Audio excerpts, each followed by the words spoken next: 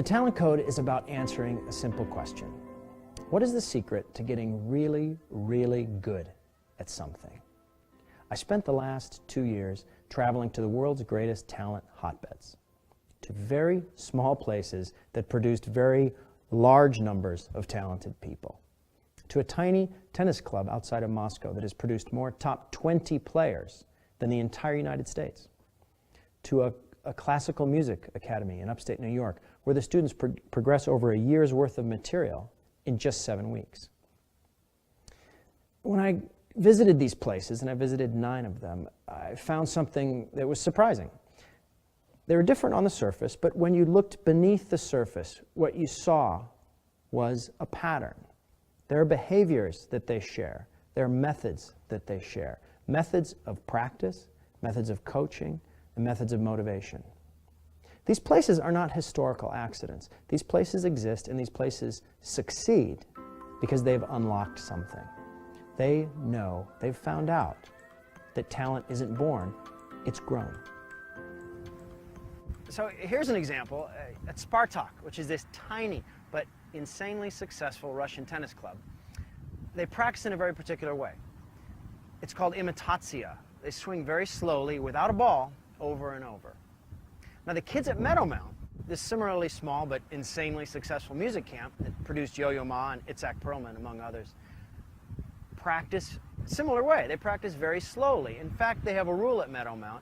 If a passerby can recognize the song you're playing it too fast. You're not practicing slowly enough. Now, if you swap the violin for the tennis racket, these two places are doing the same thing. Now, here's why that works. All skill is located inside your brain. Your brain tells your muscles exactly what to do and exactly when to do it. And when we practice in certain ways, we actually are improving the wiring of our brains. We're actually upgrading our brains. And this method of practice is called deep practice. Now, deep practice can increase the velocity of skill acquisition 10 times faster than regular practice, whether you're playing baseball or playing Beethoven. So the bottom line is it's sort of like what your mother told you. Practice does make perfect, but it's got to be the right kind of practice.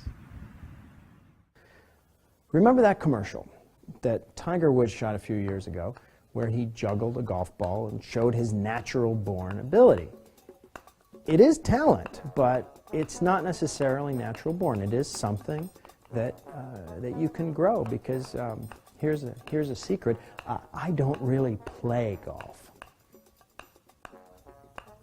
But the real reason that these ideas are useful is that they remove the mystery that so often surrounds talent. They give you access to the mechanism through which you can get skill and accuracy and power and fluency. And when you have access to that mechanism, when you understand how it works and can apply it, then you can unlock talents that you never knew you had.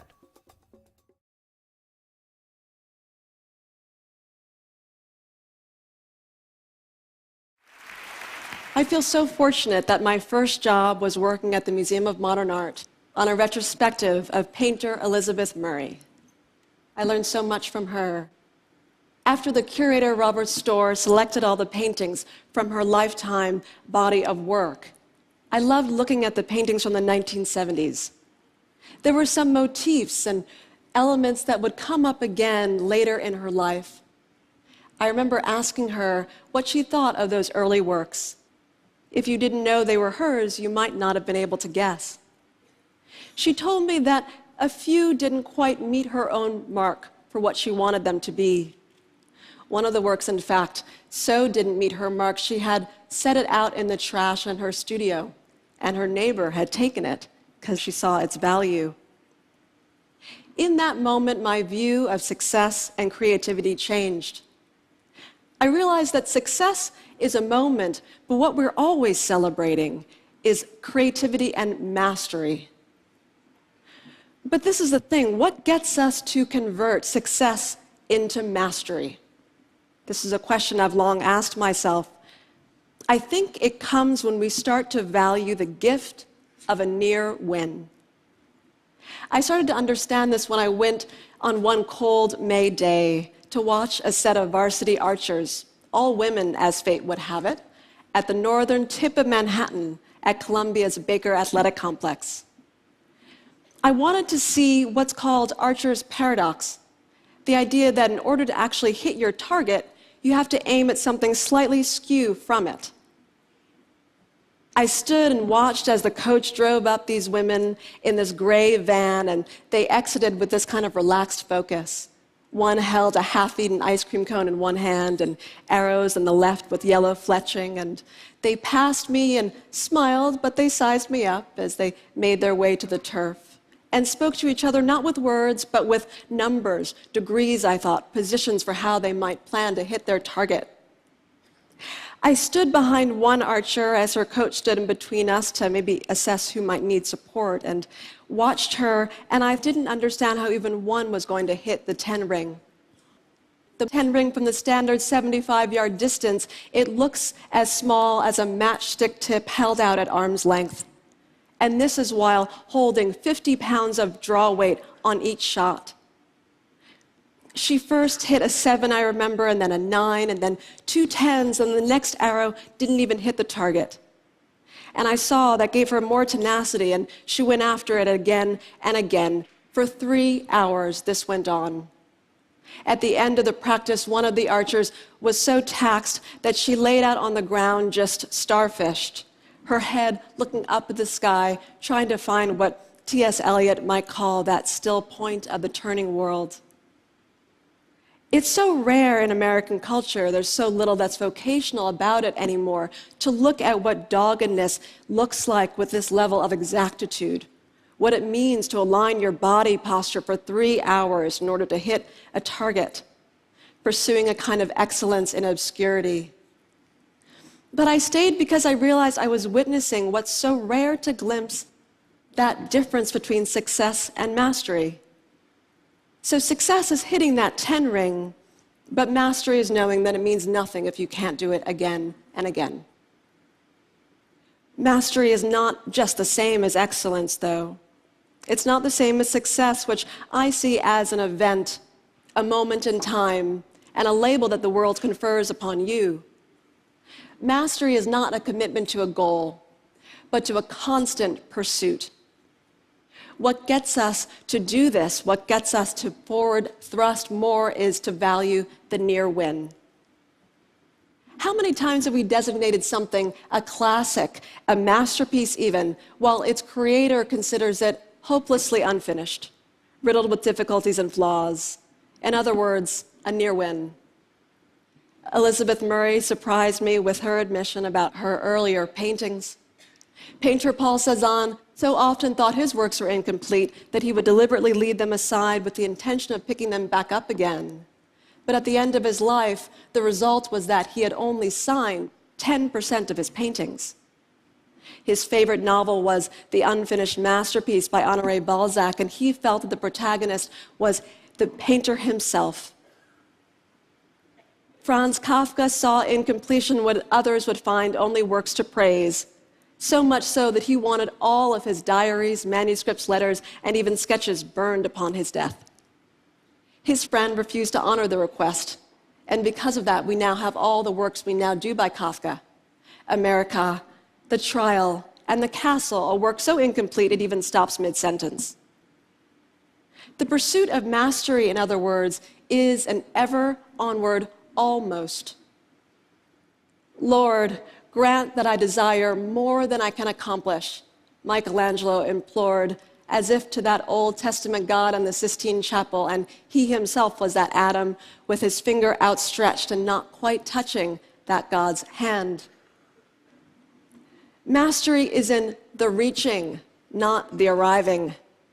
It's in constantly wanting to close that gap between where you are and where you want to be. Mastery is about sacrificing for your craft and not for the sake of crafting your career. How many inventors and untold entrepreneurs live out this phenomenon? We see it even in the life of the indomitable Arctic explorer Ben Saunders, who tells me that his triumphs are not merely the result of a grand achievement, but of the propulsion of a lineage of near wins. We thrive when we stay at our own leading edge. It's a wisdom understood by Duke Ellington, who said that his favorite song out of his repertoire was always the next one, always the one he had yet to compose. Part of the reason that the near win is inbuilt to mastery is because the greater our proficiency, the more clearly we might see that we don't know all that we thought we did. It's called the Dunning-Kruger effect. The Paris Review got it out of James Baldwin when they asked him, "What do you think increases with knowledge?" And he said, "You learn how little you know." Success motivates us, but a near win can propel us in an ongoing quest. One of the most vivid examples of this comes when we look at the difference between Olympic silver medalist and bronze medalist after competition.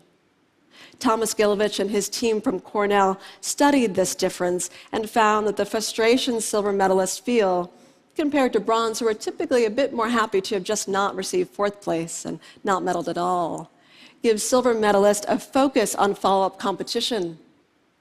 We see it even in the gambling industry that once picked up on this phenomenon of the near win and created these scratch-off tickets that had a higher than average rate of near wins, and so compelled people to buy more tickets that they were called heart stoppers and were set on a gambling industry set of abuses in Britain in the 1970s.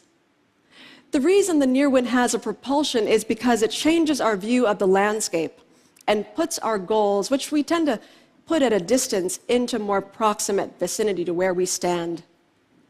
If I ask you to envision what a great day looks like next week, you might describe it in more general terms. But if I ask you to describe a great day at TED tomorrow, you might describe it with granular, practical clarity. And this is what a near win does. It gets us to focus on what right now we plan to do to address that mountain in our sights. It's Jackie Joyner-Kersee, who in 1984 missed taking the gold in the heptathlon by 1/3 of a second. And her husband predicted that would give her the tenacity she needed in follow-up competition. In 1988, she won the gold in the heptathlon and set a record of 7,291 points, a score that no athlete has come very close to since. We thrive not when we've done it all, but when we still have more to do. I stand here thinking and wondering about all the different ways that we might even manufacture a near win in this room, how your lives might play this out. Because I think on some gut level, we do know this. We know that we thrive when we stay at our own leading edge, and it's why the deliberate incomplete is inbuilt into creation myths. In Navajo culture, some craftsmen and women would deliberately put an imperfection in textiles and ceramics. It's what's called a spirit line, a deliberate flaw in the pattern to give the weaver or maker a way out, but also a reason to continue making work. Masters are not experts because they take a subject to its conceptual end. They're masters because they realize that there isn't one. Now, it occurred to me as I thought about this, why the archery coach told me at the end of that practice, out of earshot of his archers, that he and his colleagues never feel they can do enough for their team, never feel there are enough visualization techniques and posture drills to help them overcome those constant near wins. It didn't sound like a complaint exactly, but just a way to let me know, kind of tender admission, to remind me that he knew he was giving himself over to a voracious, unfinished path that always required more. We build out of the unfinished idea, even if that idea is our former self. This is the dynamic of mastery. Coming close to what you thought you wanted can help you attain more than you ever dreamed you could. It's what I have to imagine Elizabeth Murray was thinking when I saw her smiling at those early paintings one day in the galleries. Even if we created utopias, I believe we would still have the incomplete. Completion is a goal, but we hope it is never the end. Thank you.